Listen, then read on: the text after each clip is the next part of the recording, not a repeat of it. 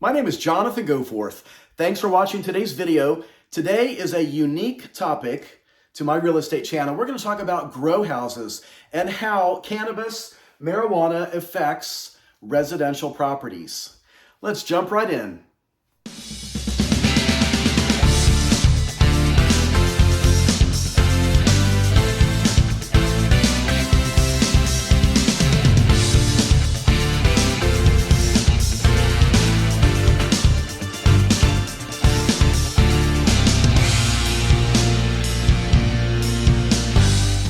So my name is Jonathan Goforth. Thanks for watching today's video. I have never done a video about marijuana and cannabis before, but I'm going to tell you why. This could be one of the biggest videos I've ever done. So let's cover a lot of these details. First, I want to tell you I've been a full-time realtor for 25 years. I am licensed in Missouri and Kansas. I live in Kansas City. And Kansas City sits in two states. State line runs right through the middle of Kansas City. And so in Missouri, I also have my broker's license, and I am with Keller Williams Platinum Partners. I say that to keep both real estate commissions happy.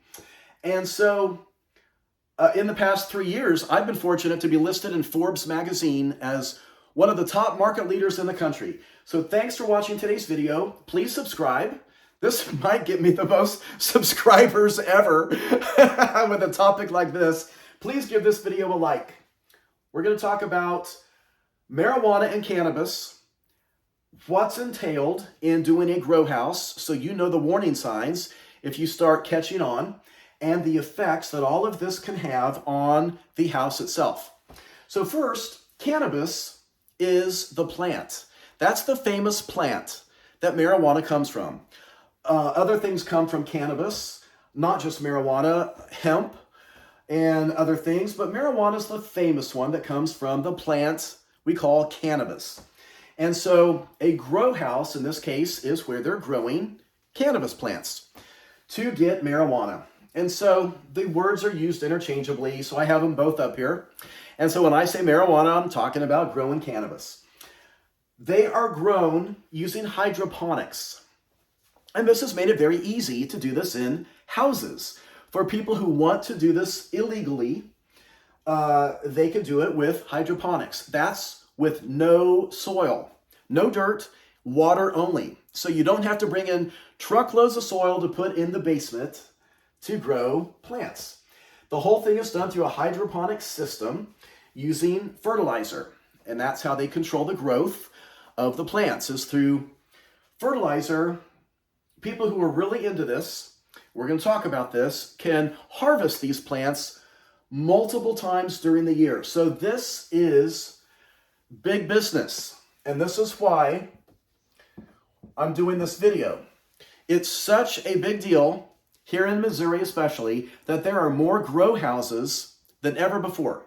Never seen anything like it, partially because Missouri and Kansas have legalized medical marijuana. And so if you get a medical marijuana card, you go through that process, then you can go shopping at dispensaries. And there are dispensaries everywhere. There's more popping up all the time. And so because of that is the money it generates for the state, for tax revenue, and of course, the money for the illegal grow houses that we're going to talk about. Now, since it is legal for dispensaries to operate, and it's legal to go buy all different forms of marijuana products at these dispensaries, the state regulates commercial growing on a very large scale. That's run by the state, regulated. Those commercial growers follow a lot of state laws to do that. The grow houses we're talking about do not. But here's a couple differences. So if you are into this, and I know some of you guys are, learn what the state law is for the state you live in. Because, for example, in Missouri, where I live, you can get a permit to grow 6 plants as an individual. That's legal. You go through the state, a regulated process of getting 6 plants that you can grow on your own. Kansas, for example, says no way. They do not allow any individuals to grow cannabis plants in their house.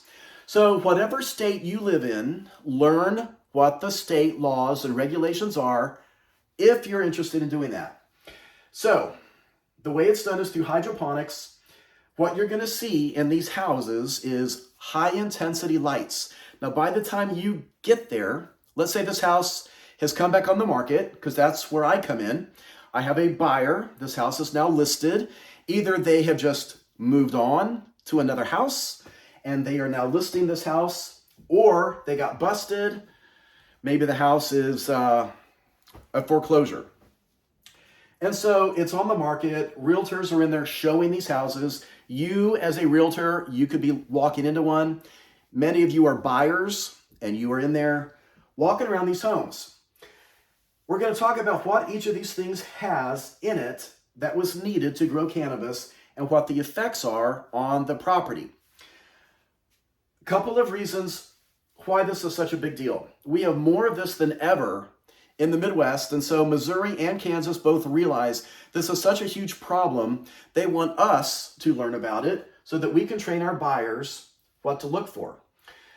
It's such a big deal here that I just took a 3-hour class regulated by the state, and that class is used as continuing education for me to renew my real estate license. And that's good for anyone in Missouri or Kansas to do this year.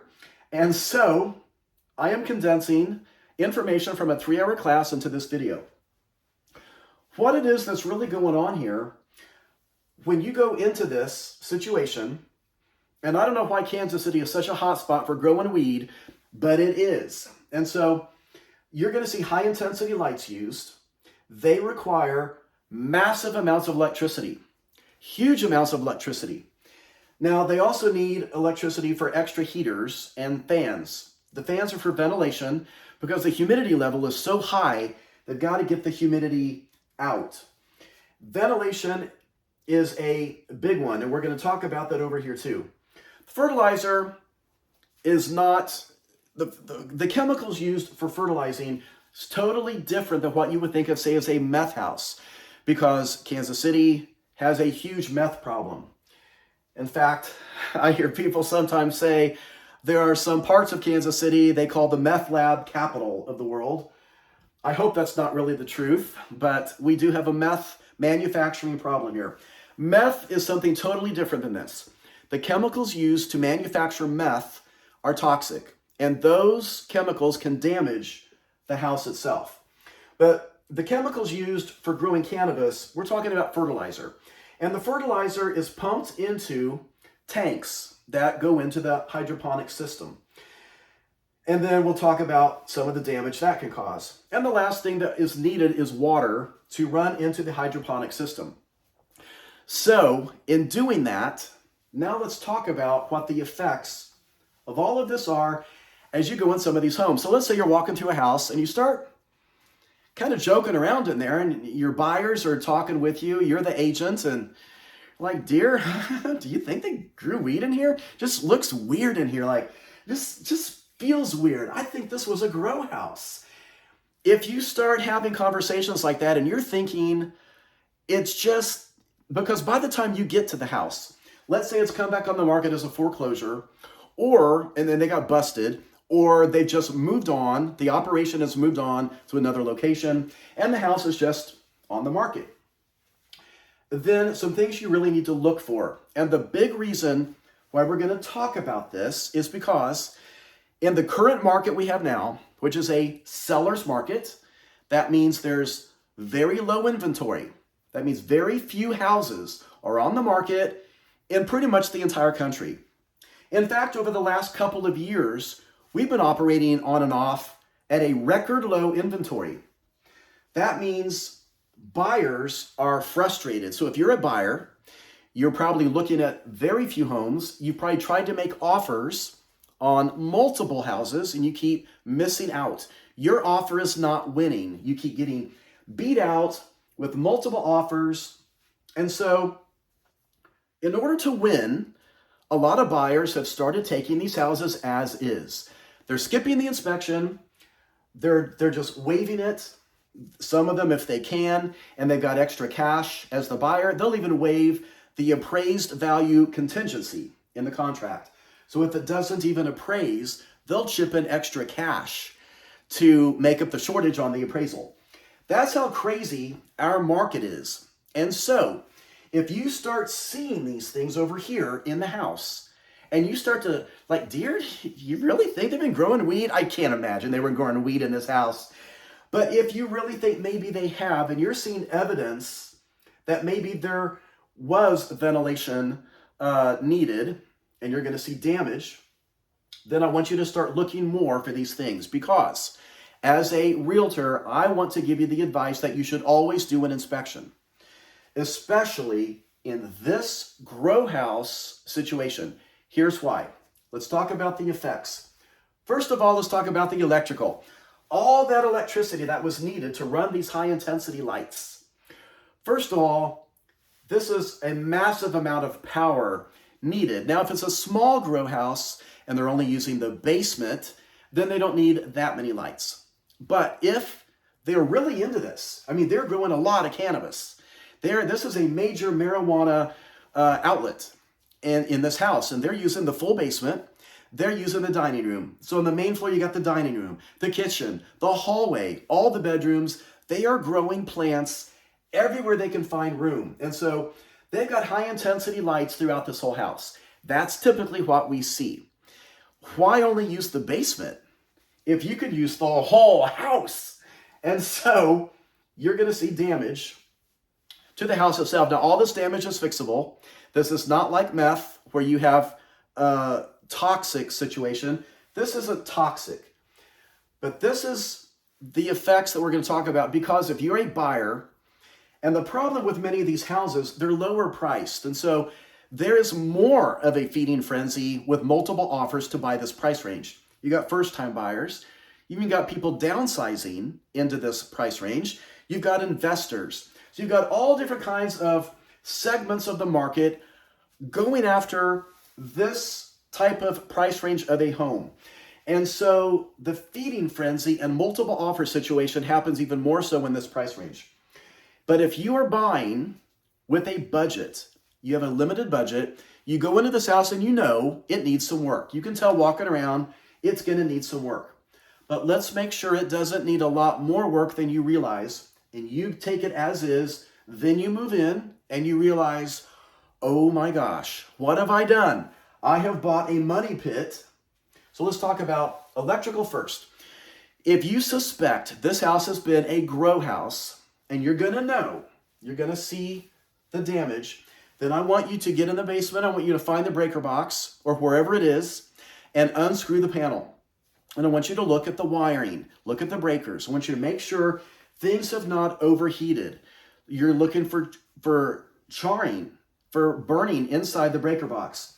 Many times, if these people doing these grow houses don't know what they're doing, then they are overloading the panel. And that could be why they've moved on to another house. It simply can't handle what they're using it for anymore.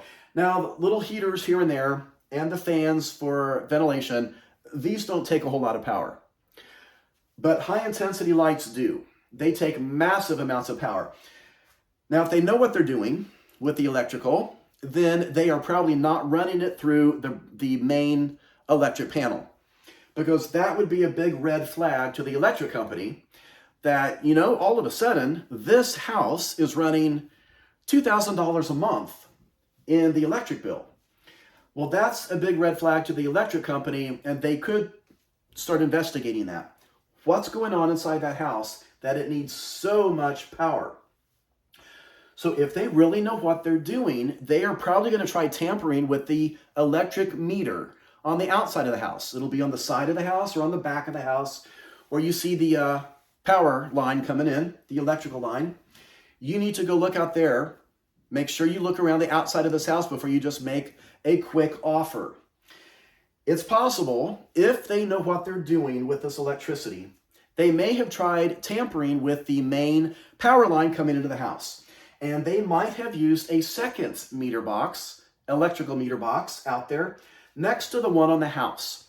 And they're trying to tap power illegally before it hits the meter box on the house. So the power company has no clue. They're stealing power if they can figure out how to do it. Many of them have. And so if so, you might see damage on the outside of the house where the power is coming into the house. So that's a big thing to check for. One of the biggest things we're going to talk about is wood rot. So some of these things are going to go together. So while you're in the house, there's some things I want you to look at. If you're having this conversation like, gee, dear, let's go down to the basement. I think I'm seeing some warning signs. I think they've been growing some cannabis here in the living room.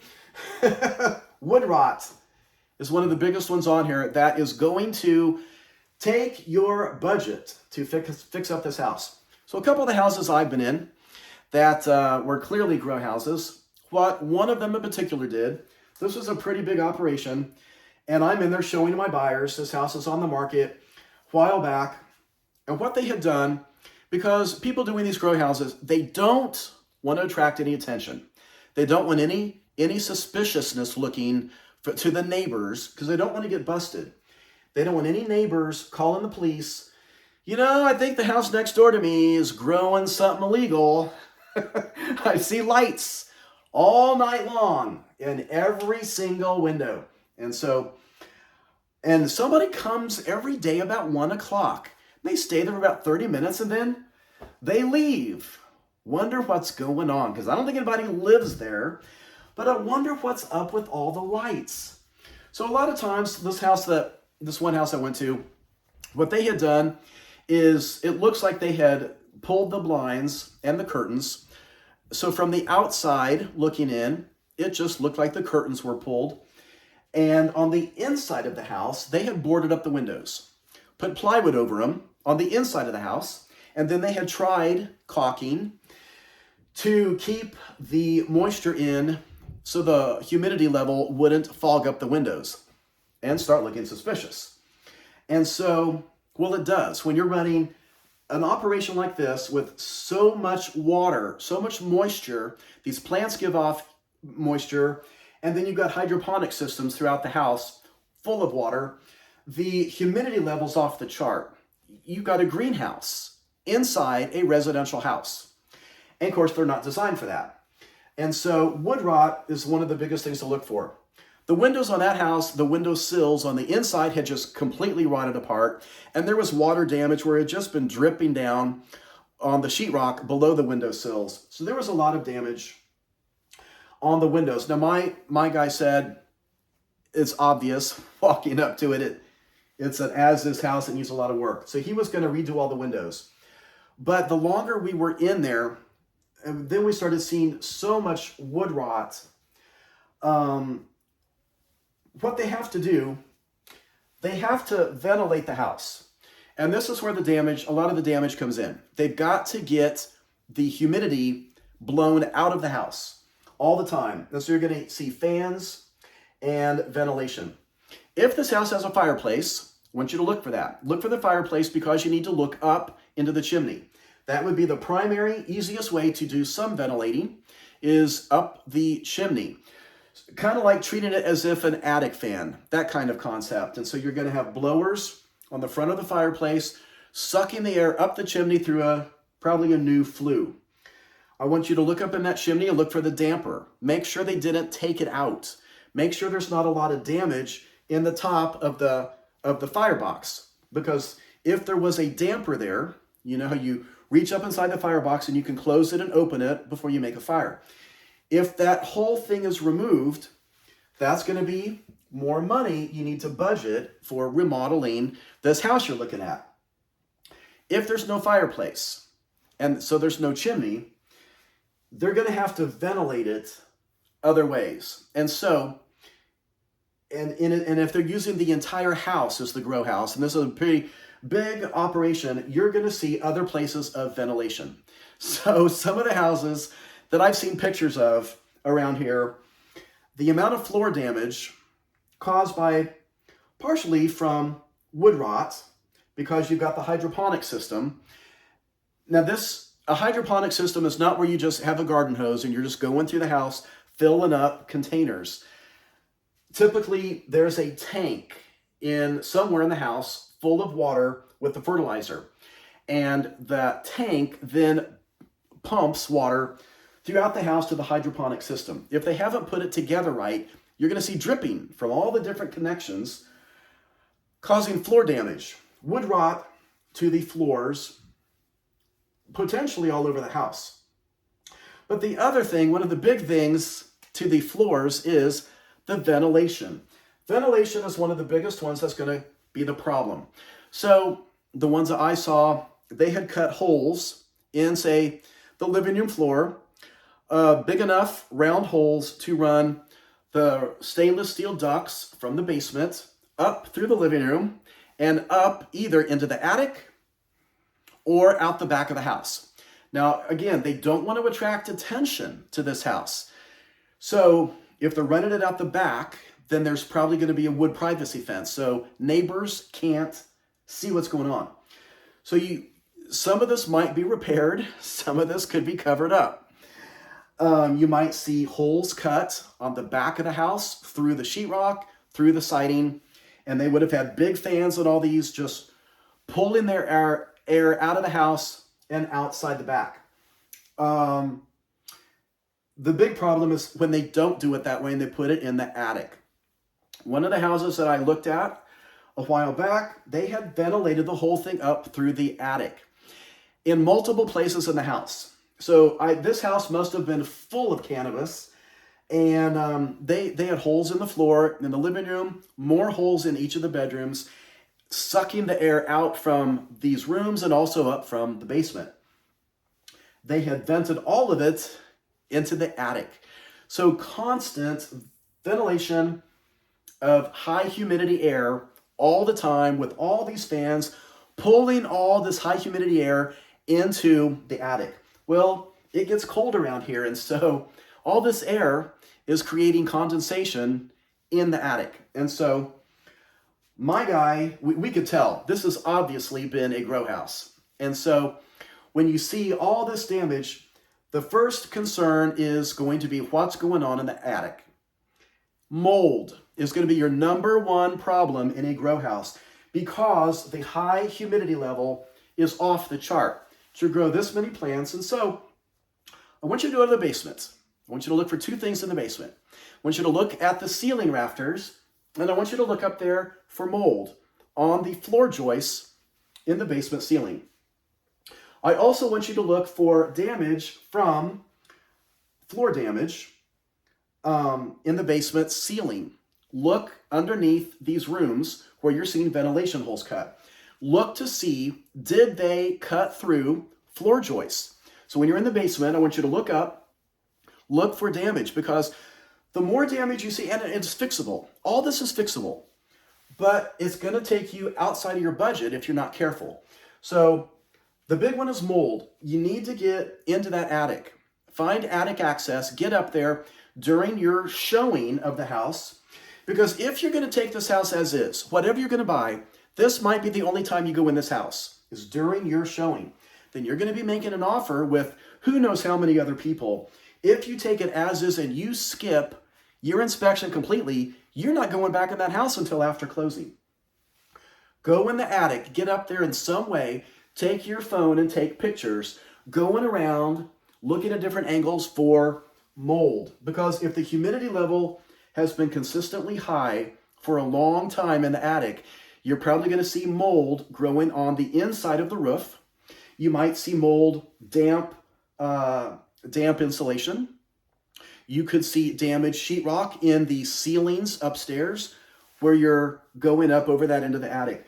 Be very careful when you go through this. Now, if you can win your offer, if there's a multiple offer situation, then try to still get to do an inspection. Don't just take it as is unless you have to. It would be nice if you could get an expert to go examine this house for all of this stuff, because mold mitigation, removing mold professionally, is very expensive. And if you're going to be a flipper, let's say you're real estate investing and you're going to buy this, you're going to fix it up, you're going to flip it, you're going to make a quick buck, you've got to make sure you eliminate mold. And then everything else is fixable. couple other things you might look at while you're there. Sometimes, if this house has a basement, they will ventilate it from the basement itself, and they will cut through the concrete and put holes that they can get pipes and get these fans. That's fixable if they cut the concrete correctly. If they didn't make any structural change, that would be nice if they didn't make any structural damage to it. But that's another reason you probably need an inspection. These are the effects that grow houses have. So happy house hunting. Please subscribe and please give this video a like. These are everywhere and there's going to be more of them. You know, one of the reasons why I asked in my class, why are we seeing more grow houses than ever before? And the reason given is because it's legal to buy medical marijuana in the Midwest. Missouri and Kansas, it's legal to do that. And so if you have a medical medical marijuana card that you can go shop, which lots of people do, then this demand is very high. And that's legal. That's all legal.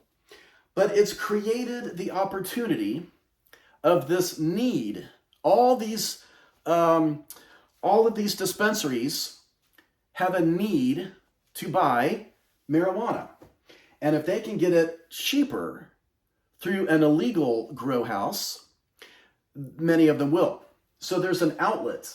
It's created an opportunity for people to take advantage of this now because the outlets are there through all these places to go buy. Otherwise, all these dispensaries just buy it through proper channels, through government-regulated, huge commercial growers. And that's why we're seeing so many illegal grow houses in the Midwest because of that. I hope you enjoyed this video. This was a fun one to make.